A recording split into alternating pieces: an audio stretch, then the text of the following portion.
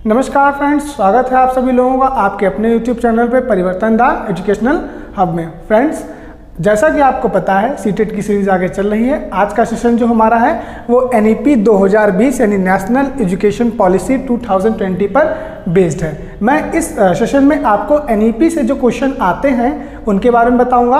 हालांकि इस पे ज़्यादा बेस्ट क्वेश्चन आपको अभी नहीं मिलेंगे, लेकिन मैं कोशिश करूंगा नए नए क्वेश्चन निकालने की और स्वयं से बनाने की, और जितने भी आपके सीटेट 2021 में आए हुए प्रश्न थे उनको भी नेट से निकाल के मैं आपके सामने प्रस्तुत करने की कोशिश करूंगा। तो आप कोशिश करिएगा कि इस वीडियो को पूरा देखना। अगर वीडियो आपको पसंद आता है, हमारे कंटेंट में आपको दम लगता है कि यहाँ से क्वेश्चन फंस सकता है, तो वीडियो को लाइक करिएगा, चैनल को सब्सक्राइब करिएगा और अपना प्यार हमारे साथ बनाए रखिएगा। बिना किसी देरी के चलिए शुरू करते हैं। देखते हैं आज का पहला पॉइंट क्या है कि NEP के निर्माण के लिए जून 2017 में इसरो आप लोगों को पता होगा, ये इंडियन स्पेस रिसर्च ऑर्गेनाइजेशन है, के पूर्व चीफ यानी जो उनके पहले चीफ होंगे डॉक्टर के कस्तूरी रंगन की अध्यक्षता में एक समिति का गठन किया गया था। फ्रेंड्स, पहला क्वेश्चन यही बनता है कि NEP यानी नेशनल एजुकेशन पॉलिसी 2020 के गठन का अध्यक्ष कौन था या चीफ कौन था। तो नाम ध्यान रखिएगा आप लोग, डॉक्टर के कस्तूरी रंगन। ये जो के कस्तूरी रंगन थे, इन्होंने ही क्या किया था, पूरी NEP का डिजाइन तैयार किया था। तो इनकी अध्यक्षता में एक समिति बनाई गई थी, उस समिति का गठन किया गया। इस समिति में मई 2019 में NEP का मसौदा फ्रेम आप ऐसे समझ लीजिए जैसे आप लोगों को पता है कि आपके संविधान सभा में भी एक मसौदा समिति थी जिसको हम लोग ड्राफ्ट कमेटी कहते हैं, जिसके अध्यक्ष आपके डॉक्टर भीमराव अम्बेडकर थे। वैसे ही एक NEP को तैयार करने के लिए, नहीं कह सकते ना, जैसे जब घर बनता है तो घर का एक ब्लूप्रिंट बनता है, तो वैसे ही जब कोई आपका ये मॉडल जो बना था NEP का, तो उससे पहले इसका एक ब्लूप्रिंट बना होगा जिसे क्या बोला गया, मसौदा बोला गया। इसी समिति को क्या बोला जाता है, मसौदा समिति।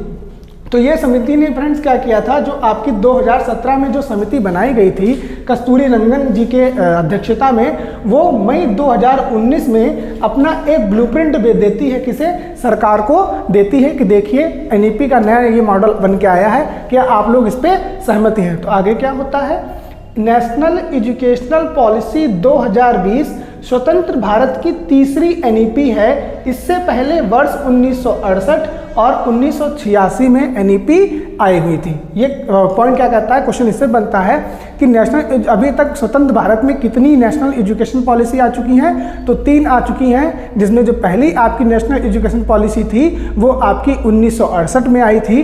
दूसरी वाली जो है वो बहुत ज़्यादा इंपॉर्टेंट है क्योंकि ये राजीव गांधी जी के सरकार में आई थी, जिसमें आपके कंप्यूटर युग यानी कंप्यूटर शिक्षा की बात की गई थी। और जो तीसरी NEP जो आई है वो लगभग आपके 34 साल बाद सन 2020 में आती है। और ये NEP आने से आपका जो नेशनल करिकुलम फ्रेमवर्क और राइट टू एजुकेशन एक्ट था उसको सच्ची जीवंत आत्मा मिली है। ठीक, आगे देखते हैं। शिक्षा क्षेत्र पर GDP का 6% हिस्से के बराबर निवेश करने का लक्ष्य रखा गया है। फ्रेंड्स, आप लोगों को पता होगा जो शिक्षा क्षेत्र है ये आपका समवर्ती सूची में आता है। ये भी क्वेश्चन पूछा जाता है कि शिक्षा जो है वो किस सूची में आता है, तो समवर्ती सूची में। अब ये समवर्ती सूची होती क्या है, हमारे संविधान के 7वें भाग में 3 सूचियों का उल्लेख किया गया है, जिसमें से एक है राज्य सूची, एक है केंद्र सूची और एक आपकी आती है समवर्ती सूची में। आपके 1976 42वें संविधान संशोधन के द्वारा शिक्षा को समवर्ती सूची में डाला गया था। समवर्ती सूची में करता क्या है, राज्य और केंद्र यानी दोनों आपके नियम बनाते हैं। तो शिक्षा पे आपका राज्य और केंद्र मिलकर क्या करेंगे, अपने नियम बनाएंगे और उनकी जो GDP होगी यानी जो राज्य का बजट होगा और जो केंद्र का बजट होगा, वो दोनों लोग मिलकर शिक्षा पे लगभग 6% हिस्सा खर्च करने का प्रयास करेंगे। ऐसा कौन कहता है, NEP 2020 कहता है। आगे देखते हैं। NEP आने के बाद MHRD का नाम बदल के, जो मानव संसाधन विकास मंत्रालय था उसका नाम बदल दिया गया। MHRD जो मिनिस्ट्री था उसका नाम बदल के क्या कर दिया गया, एजुकेशन मिनिस्ट्री क्या कर दिया गया, शिक्षा मंत्रालय। ये क्वेश्चन बहुत ज़्यादा इंपॉर्टेंट है क्योंकि बार बार पूछा जाता है कि मानव संसाधन एवं विकास मंत्रालय का नाम बदल के क्या कर दिया गया, तो आपका ये किया गया है एजुकेशन मिनिस्ट्री। एक क्वेश्चन ये भी आ सकता है फ्रेंड, इसमें भी नहीं लिखा है कि जब ये एनईपी आई थी तो एनईपी यानी 2020 जो आई थी उस समय अपने यहाँ के शिक्षा मंत्री कौन थे, यानी केंद्र के शिक्षा मंत्री कौन थे, वो आपके रमेश पोखरियाल निशंक जी थे। रमेश पोखरियाल निशंक जी जो थे वो उस समय के शिक्षा मंत्री थे, लेकिन मौजूदा समय के जो शिक्षा मंत्री हैं उनका नाम है धर्मेंद्र प्रधान। ध्यान रखिएगा फ्रेंड, धर्मेंद्र प्रधान जी जो हैं वो इस समय के अपने मौजूदा समय के शिक्षा मंत्री हैं, यानी एजुकेशन मिनिस्ट्री है। तो ये भी ध्यान रखिएगा कि जब एनईपी 2020 लागू की जाती है तो आपका मानव संसाधन एवं विकास मंत्रालय का नाम बदल के शिक्षा मंत्रालय कर दिया जाता है, और इस मंत्रालय के उस समय के जो मौजूदा मंत्री थे वो रमेश पोखरियाल निशंक जी थे, लेकिन इस समय जो है वो धर्मेंद्र प्रधान जी हैं। चलिए आगे देखते हैं कि नई एनईपी के तहत एमफिल को समाप्त कर दिया। यानी एक फ्रेंड आपका कोर्स होता था जिसको हम लोग कहते थे मास्टर ऑफ फिलॉसफी, उसको यानी समाप्त कर दिया गया। अब ऐसा कोई भी कोर्स नहीं होता, यानी एमफिल नाम का कोई भी कोर्स अब आपको देखने को भविष्य में नहीं मिलेगा। आगे देखते हैं, ये पॉइंट आपका बहुत ज़्यादा इंपॉर्टेंट है, इससे सीटेट 2021 में भैया क्वेश्चन बना था, वो हम लोग सेशन में देखेंगे क्वेश्चन कैसे बना था। मैं आपको यहाँ पे थोड़ा सा उसका ओवरव्यू दे सकता हूँ। लिखा है अब शिक्षा पद्धति को बदल दिया गया, यानी कैसे शिक्षा पद्धति, जो शिक्षा पद्धति पहले 10+2 के नियम पे थी अब वो नियम बदल गया। अब नियम कौन सा आ गया है, अब 3 से 18 साल के बच्चों के लिए 5+3+3+4 यानी 5+3+4 के फॉर्मूले पे, इसको फॉर्मूला बोला जाता है। क्वेश्चन ये पूछा गया था सीटेट में कि नई शिक्षा नीति में 10+2 के फॉर्मूले के जगह किस प्रकार का फॉर्मूले का यूज किया गया है, तो 5+3+3+4 ये एक फॉर्मूला है शिक्षा पद्धति का। यानी होगा फ्रेंड्स क्या कि इसे 4 टुकड़ों में तोड़ के बच्चे को 3 वर्ष से लेके 18 वर्ष की जो शिक्षा है वो इस फॉर्मूले पर दी जाएगी। चलिए आगे देखते हैं एनईपी के सिद्धांत, यानी एनईपी के सिद्धांत क्या है कि यह सीखना कि कैसे सीखना है और लचीलेपन पर आधारित है। आपकी जो नई एजुकेशन पॉलिसी है वो क्या कहती है कि सीखना कैसे है, और यही चीज़ आपका कौन कहता था, एनसीएफ 2005, यानी वहाँ पे वही लिखा था ना कि बच्चे सीख कैसे सकते हैं। तो बच्चे सीख सकते हैं जब तक उनके सामने समस्या आप उपस्थित नहीं करोगे, यानी वो रचनावाद खुद क्रिएटिव जब बनेंगे तभी सीख सकते हैं। और यही बात कौन कहता है, एनईपी 2020 कहती है कि सीखना कैसे है, यही सीखना है। मतलब जैसे अभी बच्चों को मार्कर दे दोगे तो उसे लिखना नहीं आएगा, तो उसे आप लिखना सिखाओगे ना, तो सीखना कैसे है यही सीखना है, ये कौन कहता है, एनईपी 2020 कहती है। और ये आधारित किस पे है, लचीलेपन पे, कि बच्चा 1 बार गलती करेगा, 2 बार गलती करेगा, 3 बार गलती करेगा, 4 बार गलती करेगा, ऐसा तो नहीं वो गलती करता रहेगा, गलतियों से सीखे ना। तो यही है कि सीखना कैसे सीखना है, यही कौन कहता है, आपका एनईपी 2020। आगे क्या कहता है, हर बच्चे के समग्र विकास के लिए प्रयत्न करता है। कौन, एनईपी 2020 जो है वो हर बच्चे के लिए आपका समग्र विकास, अब समग्र विकास यानी उसके सभी पक्षों का विकास, चाहे उसका भावात्मक पक्ष हो, चाहे संज्ञानात्मक पक्ष हो, चाहे मानसिक पक्ष हो, चाहे सामाजिक पक्ष हो, चाहे संवेगात्मक पक्ष हो, जितने भी मनुष्य के पक्ष होते हैं उन सभी पक्षों का विकास करने का सिद्धांत किसमें लिखा है, एनईपी 2020। और ये सिद्धांत काम कैसे करता है, समावेशी शिक्षा पे, यानी इंक्लूसिव एजुकेशन। मतलब क्या है कि सभी के लिए अधिगम, हमने बताया ना, सबका साथ सबका विकास, ठीक। मतलब क्या है, सामान्य व दिव्यांग बच्चों के एक साथ सीखना, यानी ऐसा नहीं कि कोई दिव्यांग बच्चा है, मतलब दिव्यांग मतलब वो मानसिक दिव्यांग भी हो सकता है, शारीरिक दिव्यांग भी हो सकता है। तो ऐसा आप नहीं कर सकते हो कि उसको आप अलग क्लास में बैठाल दो। अगर आप उसको अलग क्लास में बैठाल दोगे तो उसके मन के अंदर एक कुंठा का भाव उत्पन्न हो जाएगा कि मेरे अंदर ऐसा क्या है कि सर या मैडम ने मुझे अलग क्लास में बैठा दिया। तो ऐसा नहीं करना है। एनईपी 2020 जो है वो किसको बढ़ावा देती है, समावेशी कक्षा को। ये चीज़ हम लोगों ने अपने लास्ट सेशन में देखा था, जिसमें हम लोगों ने आरटीई 2009 को कवर किया था। उसमें हम लोगों ने एक पॉइंट लिखा था कि आरटीई 2009 है, यानी राइट टू एजुकेशन एक्ट 2009 जो है वो समावेशी कक्षा को विविधता में एकता के रूप में उसका उत्सव मनाती है। मतलब सोचो कितना वो अच्छा सोचती है कि एक टीचर के लिए चैलेंज है। कैसा चैलेंज है कि आप एक दिव्यांग बालक और एक सामान्य बालक के बीच में कोऑर्डिनेशन कैसे बनाओगे, कैसे उन्हें सिखाओगे, एक ही क्लास में बैठ के आप उसे कैसे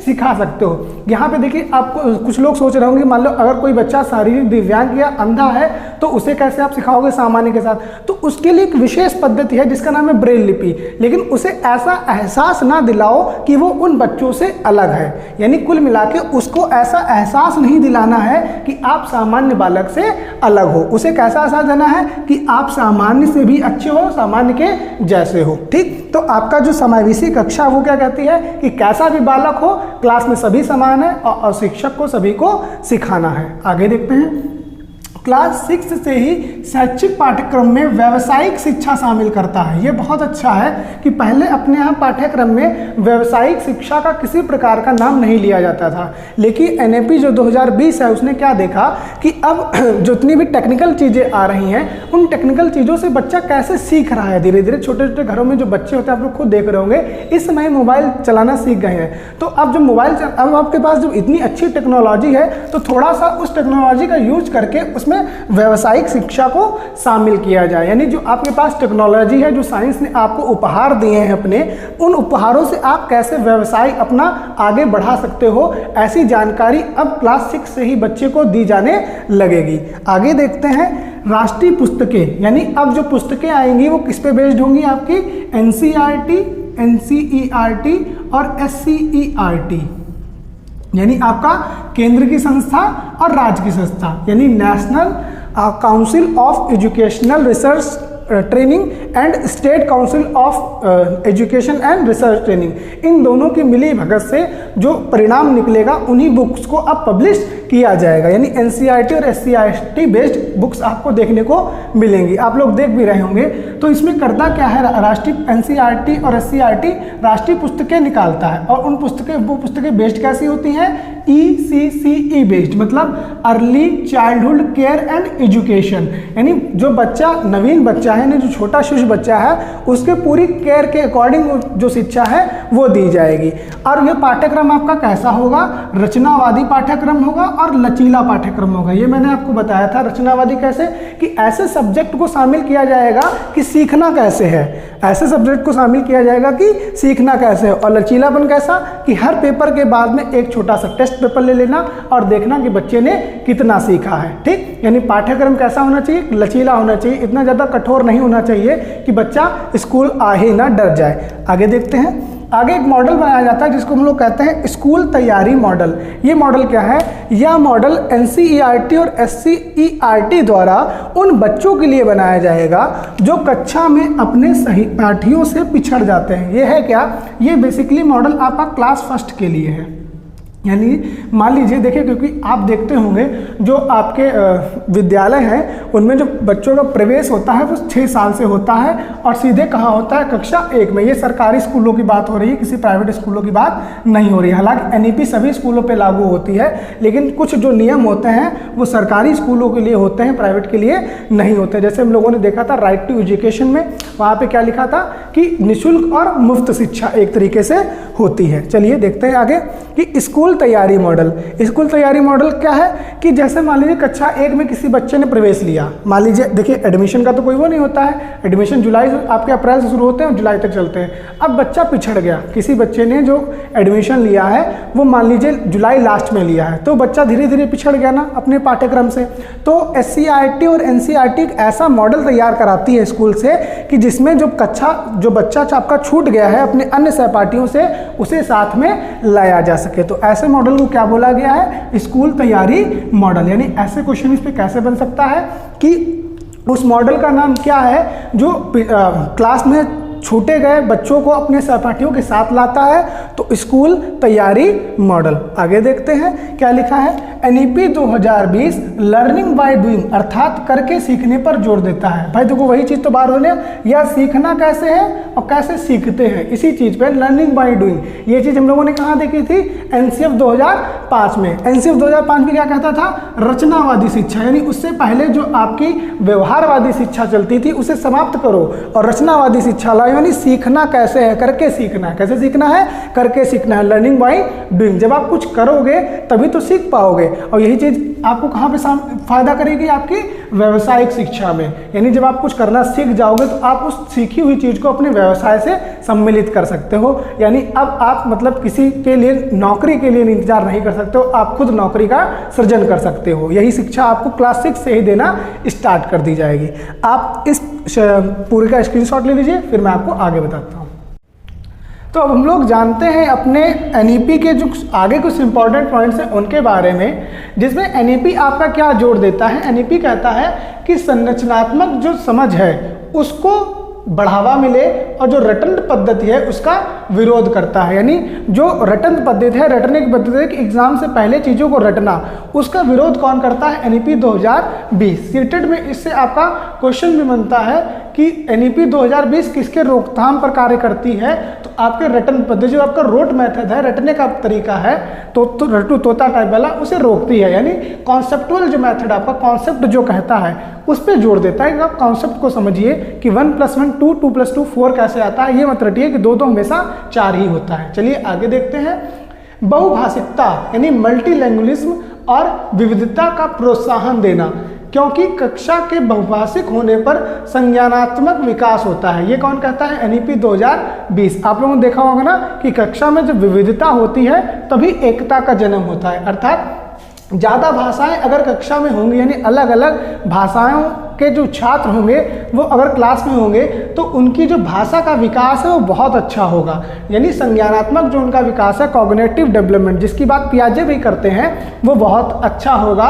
कैसी क्लास में? आपकी मल्टीलिंग्विज्म क्लास में। चलिए आगे आते हैं, देखते हैं। छात्रों की प्रोग्रेस यानी प्रगति के लिए एक परख नामक, यहाँ पे क्या होना चाहिए? परख नामक, ये ध्यान रखिएगा, परख नामक एक केंद्र की स्थापना की जाएगी।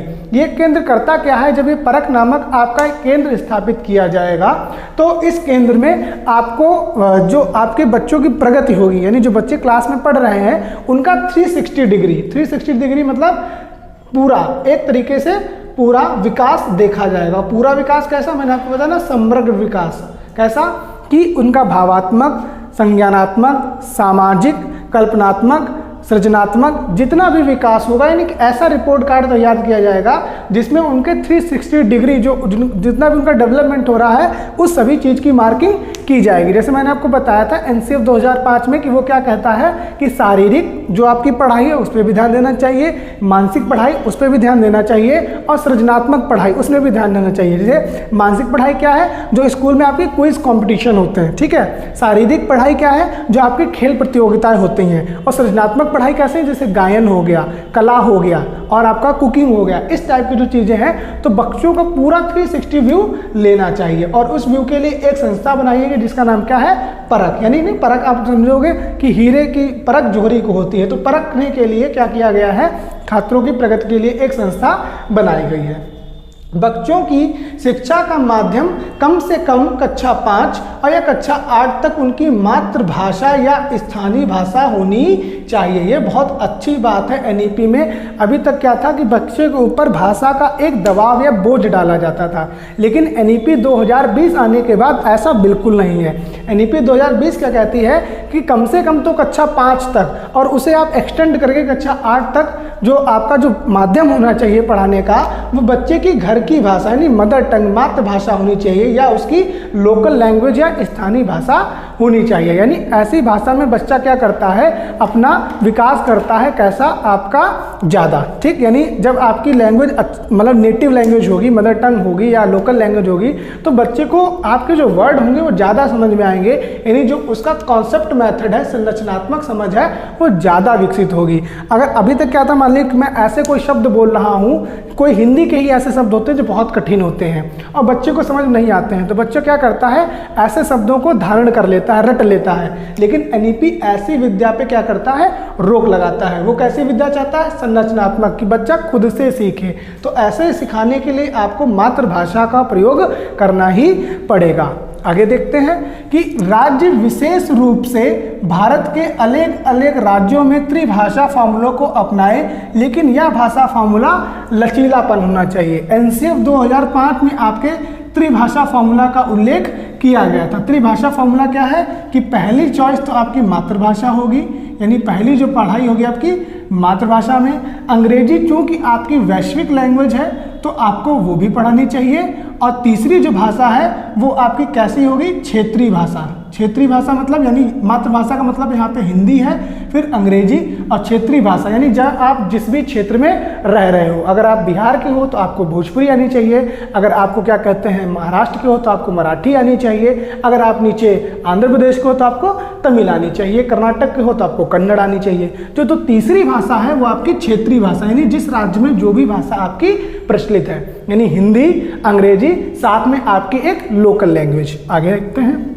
भारत सरकार एक भारत श्रेष्ठ भारत पहल पर इस बात पर जोर देती है, यानी भारत सरकार की जो नई एजुकेशन पॉलिसी है वो किस पर जोर देती है, आपकी एक भारत श्रेष्ठ भारत, यानी ऐसा भारत बनाया जाए जो श्रेष्ठ हो, ठीक, यानी उत्तम भारत। आगे देखते हैं। कक्षा 6 के लिए अतिरिक्त भाषा के रूप में शास्त्रीय भाषा, यानी हमने बताया ना कक्षा 6 के लिए अगर मान लो कोई बच्चा कक्षा 6 में है और वो उत्तर प्रदेश का है और कोई अन्य राज्य की भाषा सीखना चाहता है तो वह सीख सकता है, यानी अलग अलग जो भाषाएं हैं शास्त्रीय भाषाएं जैसे आपकी तमिल, तेलुगु, कन्नड़, मलयालम, उड़ीसा, फारसी, यानी जो भी भाषा वो सीखना चाहता है उस भाषा में वो अध्ययन कर सकता है, यानी उस भाषा को वो अपनी कक्षा 6 में ले सकता है। वहीं अगर बच्चा माध्यमिक स्तर पर पहुंच चुका है तो वह विदेशी भाषाओं का भी ज्ञान ले सकता है, जैसे कि आपकी कोरियन, जापानी, थाई, फ्रेंच, जर्मनी, स्पेनिश, पुर्तगाली और रसियन, यानी ऐसी जो भाषा हैं जो आपकी रूस की भाषा है, कोरिया की भाषा हो, जापान की भाषा हो।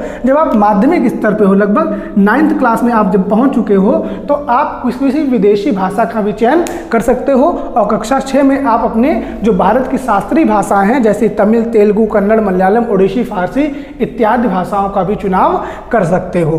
तो NEP जो 2020 है ये बालक के पूरे सर्वांगीण विकास पे जोर देती है, जो महात्मा गांधी का एक प्रकार का लक्ष्य भी था। तो कहा यह भी जा सकता है तो जो NEP 2020 है वो महात्मा गांधी के विचारों की ही एक प्रकार से क्या है, विचारों से ही जन्मी है, ऐसे आप हम लोग कह सकते हैं, क्योंकि महात्मा गांधी का भी विचार था कि बच्चों को व्यावसायिक शिक्षा दी जाए। आपको याद होगा उन्होंने चरखा चलाने का जो उनका अभियान था वो कहते थे सभी लोग चरखा चलाओ, यानी अपने व्यवसाय में आप लोग सम्मिलित हो।